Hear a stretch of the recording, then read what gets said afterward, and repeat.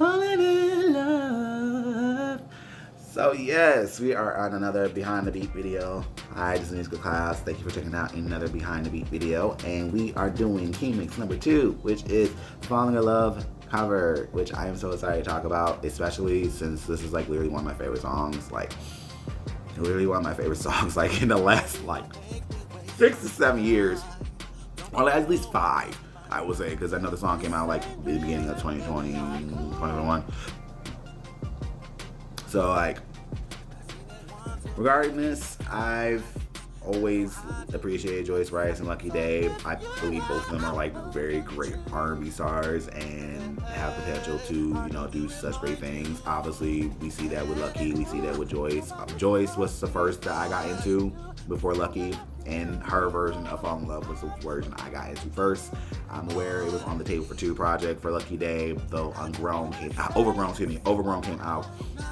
When I saw that project, I was like, oh my god, like I love this whole album. By the way, if you do not know about Joyce Wrice, honestly, she's one of the more underrated girlies. If you like Kalila, Tinashe, you know, even a Kalani, I would really get into Joyce Wrice. She's really dope, really fun. Umi, if you know about her, That's On You. They did a remix, which is really fun. It's also part Japanese as well, because they're both black and Japanese. So like, definitely check that out. You know, if you want to just check out her music, check out Good Morning, check out, you know, Ain't No Need. Like, I can give y'all songs about Joyce, but like, yes, she's one of my favorites in the whole pop R&B zeitgeist in terms of like making just good, just feel good music and just really like heartfelt music as well. In terms of this current project, oh, and Ice-T as well. K-Tronada Ice-T is another good song from her as well.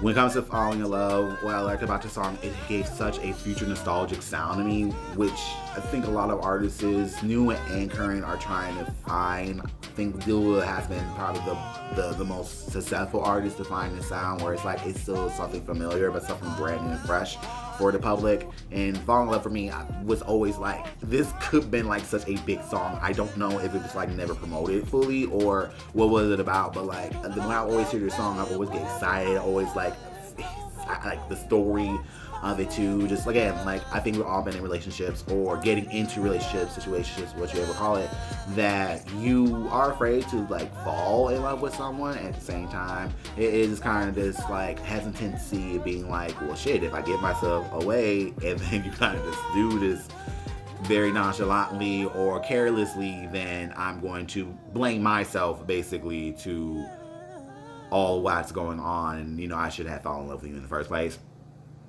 Parts of me really feel that gets driven home in Joyce's verse, which is the second verse, especially where she says in the in the verse.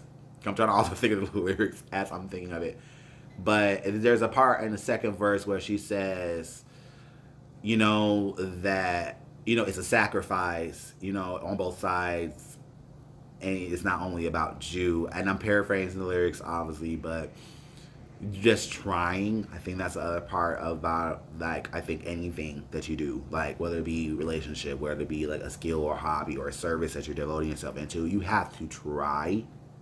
And parts of me really like that because it just kind of put things back in context, being like, hey, I'm also trying to do things, or hey, I'm also like letting you know that this is scary. At the same time, I'm also letting you know, like, hey, are you like solid on yourself too? Because if you're not solid as well, and I'm not solid, you know, they're not solid, you know, just kind of like the whatever dynamic you have, if the full dynamic isn't solid of it, then yeah, it's going to be some complications. So I like that particular like verse and that whole aspect of the feeling of the song being like, yeah, there's nothing we can't do together.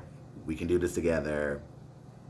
If not, then yeah, we may have to like, let's figure it out before we actually get into this.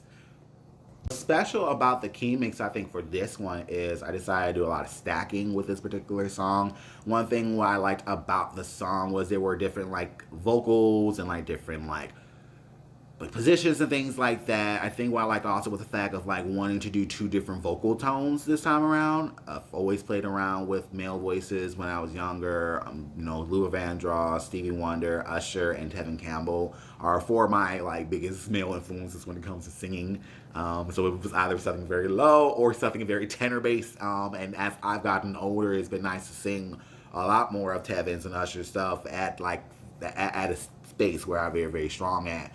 And yeah, just like those four for sure has always been like my male circle of influences when it comes to like music. But like when it comes to women in music, it's always been like more than that. So like being able to finally being able to play with that a little bit more with this particular song, especially on Joyce's parts, was very cool and very like awesome to hear as well. Just on a personal note. So I'm really excited about that particular one, especially a couple of notes. So again, that particular song is also just pushing a little bit more of my vocal abilities and just a lot of the, I guess, collections of like knowledge and practice. Because again, that as well as my voice and like working on singing, that's a constant practice. I'm always either trying new things or just trying, obviously taking care of my voice and making sure that's taken care of. But like I'm always now as I've gotten older trying to push a little bit more, just trying to like see what my voice can do at this point instead of just kind of like being safe. And that's kind of where I'm at with this point. Like I don't want to be safe when it comes to a lot of vocal choices I do. I don't want to be safe when it comes to those contexts of like music. I want to be able to take those risks and be like, okay, that risk paid off, and if it didn't pay off, at least I'm happy that I did the risk. I think that's the other thing about that as well. Sometimes with recording, that does help out to make those risks versus live is, you gotta hit them. So, that's what I like about the studio. You do have that ability to play around a little bit more than like with live stuff, because you do have to, hit certain marks on the live. So definitely true to that as well. And at the same time, studio stuff is also, a pretty much of a freeing experience as well. So I'm very grateful for that. Definitely check out the Falling in Love Keemix.